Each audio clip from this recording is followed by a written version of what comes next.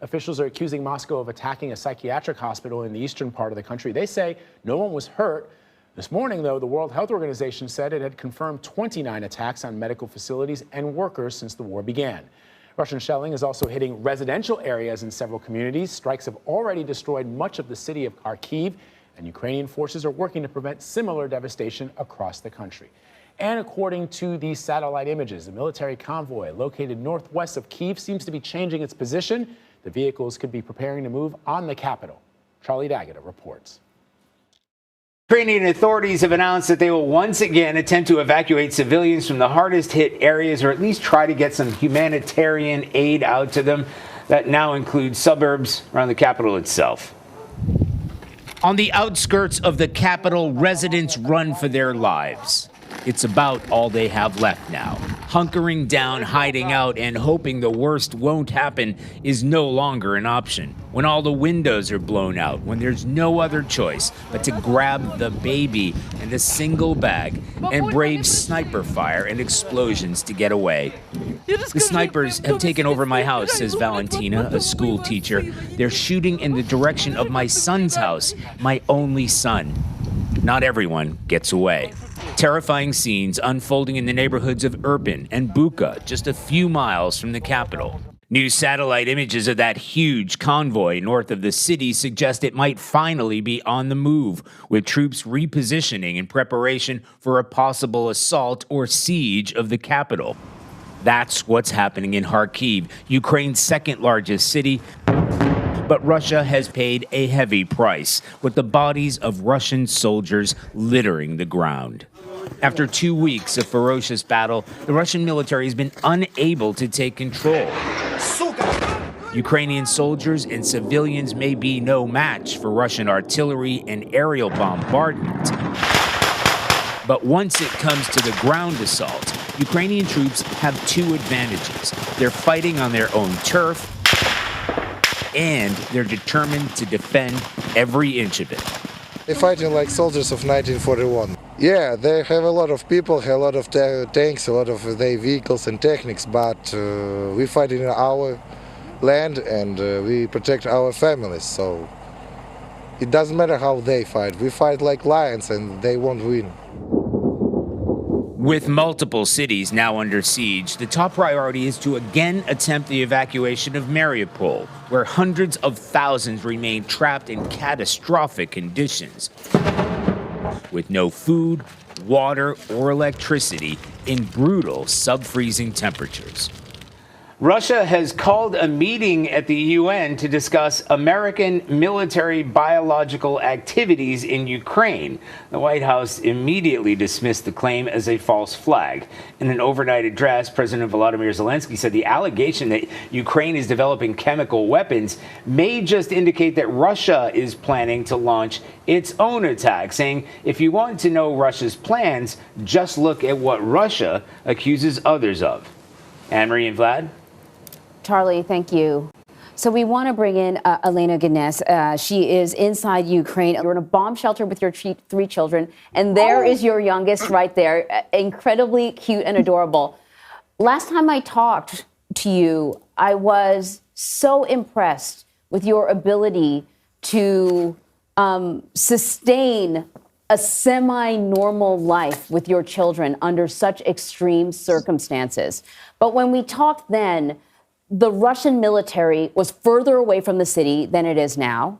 Now we hear about a convoy that has repositioned itself around Kyiv.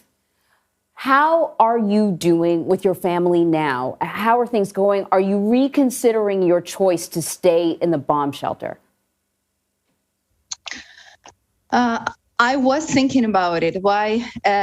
Like so many people contacted me asking me to move to a safer place. We are, by the way, in the northern western part of Kyiv. So the convoy is very close. We can hear it. We are very close. We are the first to meet our neighborhood. And people were asking me to evacuate ourselves with children, like save yourself, go to the safer place.